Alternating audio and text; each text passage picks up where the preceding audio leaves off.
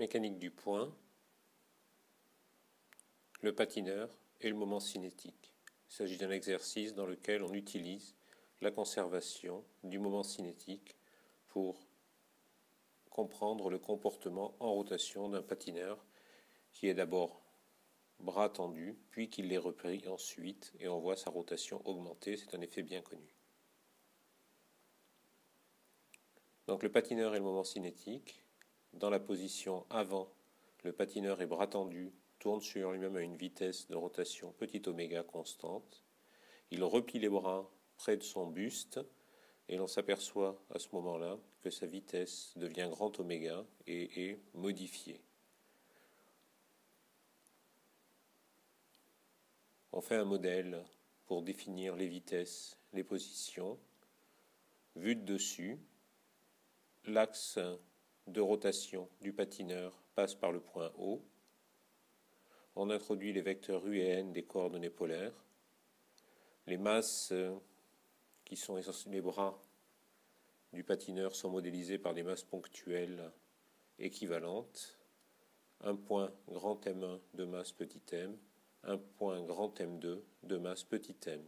Ce point grand M2 a une vitesse V2, le point grand M1 a une vitesse V1. La norme du vecteur OM1 est égale à la norme du vecteur OM2 qui est égale à R. Lorsque le patineur replie ses bras, cela revient à ramener les points M1 et M2 de masse petit m chacun vers le centre de rotation qui passe par O à la verticale. Et on a donc une distance maintenant entre le point M1 et le point O qui est la même que celle du point M2 avec le point O, qui vaut petit r, qui est donc beaucoup plus petite que grand R dans la situation précédente. Encore une fois, norme de OM1 égale norme de OM2 égale petit r.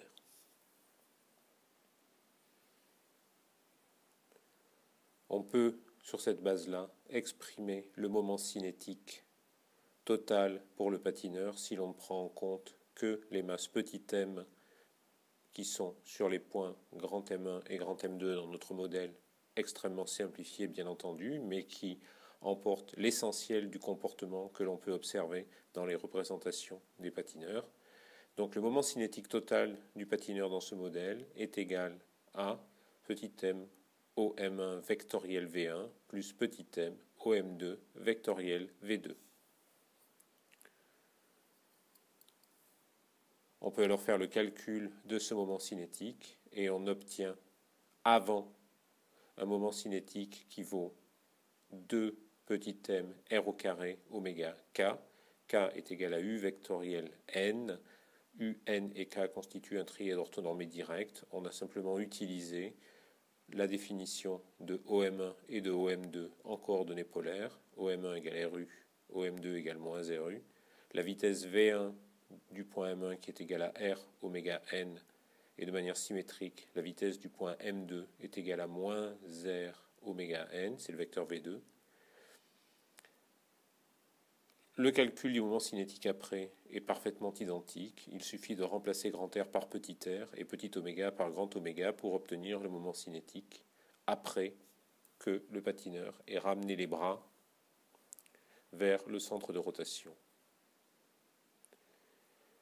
On écrit que le moment cinétique avant est égal au moment cinétique après. En effet, aucune interaction extérieure faite sur le patineur ne vient modifier sa rotation. Le mouvement cinétique est donc conservé en l'absence de cette interaction extérieure. Le moment cinétique avant est égal au moment cinétique après, ce qui permet d'obtenir que grand oméga est égal à petit oméga que multiplie grand R sur petit r le tout au carré. Et l'on voit donc que comme grand R sur petit r est un rapport beaucoup plus grand que 1 élevé au carré, eh bien grand oméga est beaucoup plus grand petit oméga. Le fait pour le patineur de simplement ramener les bras vers le centre de rotation conduit à une augmentation de la rotation. C'est bien ce que l'on voit dans les représentations du patinage artistique.